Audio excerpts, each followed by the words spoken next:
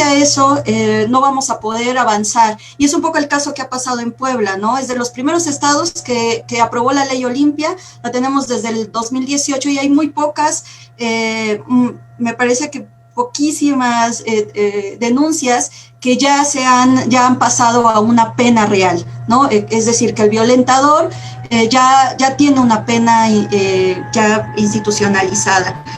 También en cuanto a lo que comentaban, a lo que comentabas tú, Ale, me parece que es importante también decir en cuanto al acceso a la justicia. A ver, está comprobado que las mujeres tenemos un menor acceso a la justicia, ¿no? Por razón de género y también por razón de clase social. Es decir, si eres mujer y mujer pobre y mucha más mujer indígena, que te topas con 3 niveles de desigualdad y entonces el acceso a la justicia pues es mucho menor que lo que pasan otras mujeres con privilegiadas, como lo podemos decir nosotras, que nos desarrollamos en un ámbito urbano, pero también nosotras mismas sufrimos una desigualdad en razón de género, ¿no?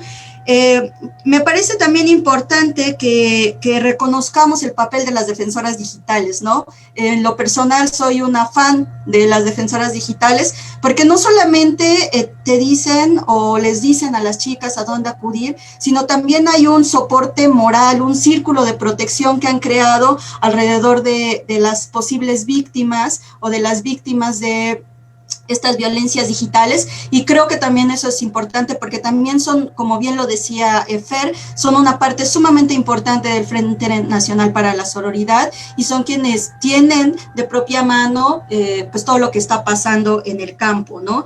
Y pues ya nada más para terminar y bueno, para terminar esta participación, también me gustaría decir, hace algún tiempo tuvimos una plática con el entre el Instituto Municipal de la Juventud y la directora de Alerta Amber, y ella nos decía que no sabía, me decía a mí, no sabes, Sol, cuántos delitos se esconden detrás del amor romántico. ¿Y por qué lo decía así? Me decía, porque todas esas niñas que son víctimas de trata, menores de edad, son enganchadas a través de redes sociales, a través del Facebook, a través del Twitter, a través de, bueno, todas estas plataformas, y me decía, ¿sabes? El discurso del amor romántico que les venden es que es el príncipe azul que va a venir a rescatarlas. Entonces ella me decía, ¿cuál es la importancia de que en las secundarias, en los bachilleratos, a las niñas y adolescentes les estemos hablando y desmitifiquemos este discurso del amor romántico? Porque bien lo decía ella y nunca se me va a olvidar esa frase, no sabes cuántos delitos se esconden detrás del discurso del amor romántico. Entonces, pues hay que hablar con nuestras niñas y también es importante que ustedes, los compañeros hombres, se empiecen a cuestionar todas estas formas de violencia que ejercen en contra de sus parejas y que, bueno, ahora es un delito,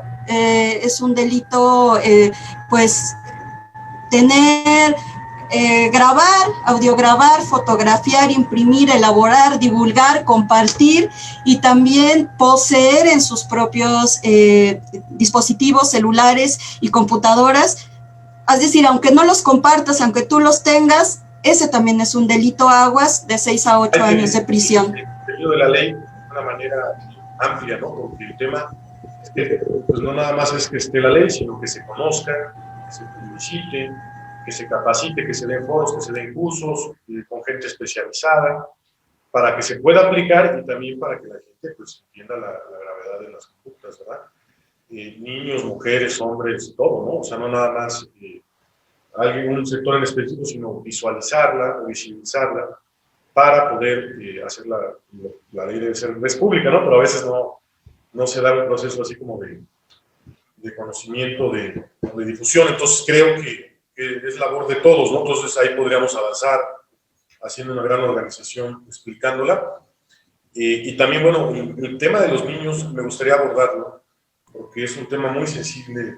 Los que tenemos hijos, quizá pues necesitemos prepararnos para poder entender cómo, me gustaría que habláramos de eso, no sé si así lo dispongan ustedes, cómo prevenir o qué es lo que está sucediendo ustedes que tienen contacto con esos temas también, el tema de las redes en los menores de edad, ¿qué está pasando? que nos cuenten qué es lo que les llega de información, porque ustedes están más metidas, o sea, mucho más metidas en esto, y cómo poder quizás hacer una ley o también pues, prevenir más, ¿no? ¿Podríamos abarcar eso también? ¿Cómo ven? Aunque sea tantito, porque a la gente le interesa mucho esto. No sé si Sí, ustedes pueden comentar. por ejemplo, en el caso de los menores de edad, salió hace poquito una encuesta o más bien un comunicado en donde decían que, por ejemplo, esta plataforma Roblox, no sé si la conozcan, yo creo que los padres de familia y los niños sí la deben de conocer, donde los niños crean un avatar y toda esta cuestión. Estas plataformas en donde los depredadores sexuales se hacen pasar por niños menores, es como si tú estuvieras jugando con otro amiguito de la misma edad. Y lo digo porque yo tengo un hijo de 11 años y mi hijo tenía esta plataforma, esta famosa plataforma. Entonces sí hay que estar muy pendientes, ¿no? Creo que puede ayudar mucho la cuestión del control parental, hablar mucho con nuestros hijos de educación sexual, de todo lo que pasa, no esconder lo que pasa en el mundo virtual. Eso creo que es el mayor error, tratar de tapar el sol con un dedo, hablar las cosas como son. ¿Sabes qué? Como nosotros lo abordamos, ¿sabes qué? Esta persona no es un niño de tu edad, es una persona mayor y es decir, o sea, hablar las cosas como son, pero sí hay que tener muy en cuenta que por lo menos esta plataforma Roblox en cuarentena, cuando los niños estuvieron en casa, fue en donde se detectaron mayores delitos en contra de menores de edad, de depredadores sexuales, lo que ya decía un poco las adolescentes en Facebook y estas cadenas de depredadores que las contactan, ¿no? A través de esta historia que ya la conocemos desde Tlaxcala, ¿no? De este triángulo de la trata de personas es más bien esta cuestión, ¿no? Y por ejemplo, en el caso de Red Fem, de Sabine, creo que ellas tienen también un poco más mapeado lo que está pasando también con niñas y adolescentes y la cuestión de hablar de los derechos sexuales y reproductivos, que creo que también vienen haciendo un papel muy importante aquí en Puebla.